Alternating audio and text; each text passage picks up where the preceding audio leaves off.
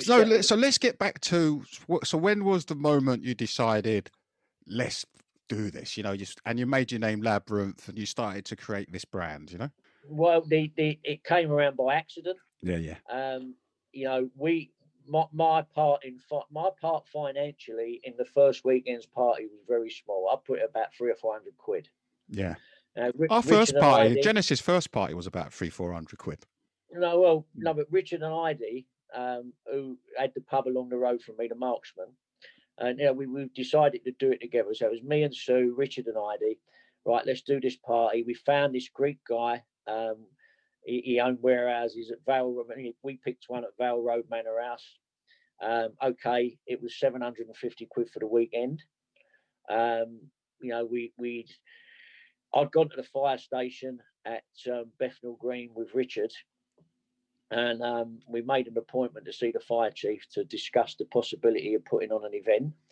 And they'd allowed us the appointment. So we've gone there. When we've gone there, they've took us in the room. There's no one sitting there. I just leant across. I picked up a piece of Eddie note paper, folded it up, put it in my pocket, waited for the guy to come. We had a lovely 5 or 10 minute chat where he was quite, reasonable, but said, you'd obviously need to get this, that, there. We weren't really interested. I had the bit of paper. Excellent. Off we go. This is a classic. Exactly. This is a classic little move that not many people used to do during that time, Well, we got the stuff. We had print ups made. We've made a fire certificate. We made an insurance document. And this is like the first Labrynth. So when was the first Labrynth? Well, it would have been Saturday the 15th of 1988. Yeah, of Saturday the 15th. The Friday night we wanted to do it Labrynth. Our financial part in it wasn't great. So Richard and Heidi got their way with the, let's call it another serious wicked rave. So that was the Friday night. Yeah. So we had to settle for, if we had a party on the Saturday, then we could be, Labrynth, as it were. Okay. So we did the Friday night party. And we weren't sure even if we were going to have a Saturday night.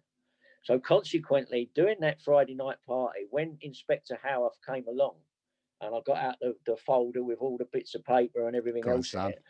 And I'll tell you, we'll have to talk about the folder after, right? But tell the story, go on. Do you remember Bones and his brother? Yeah, of course. Yeah, Tony, and Eddie. Well, they were there. They were there.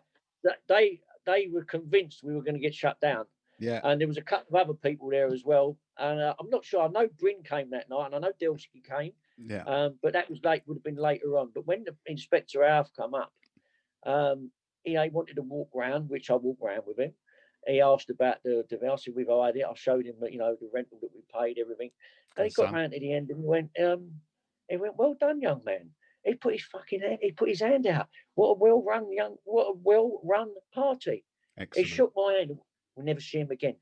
Never see him again. Perfect. Now, if that gets closed down on the Friday night, the Another Serious Wicked Rave, I don't get to do a Labrynth. There ain't going to be a Labrynth, but unfortunately, or fortunately, depending, the gods smiled. Next night, okay, we'll go again.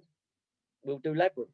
And we done it. 137 people with probably maybe 500 phone calls and word of mouth the night before. But that was it. That was all we needed. That's impressive. That's all we needed.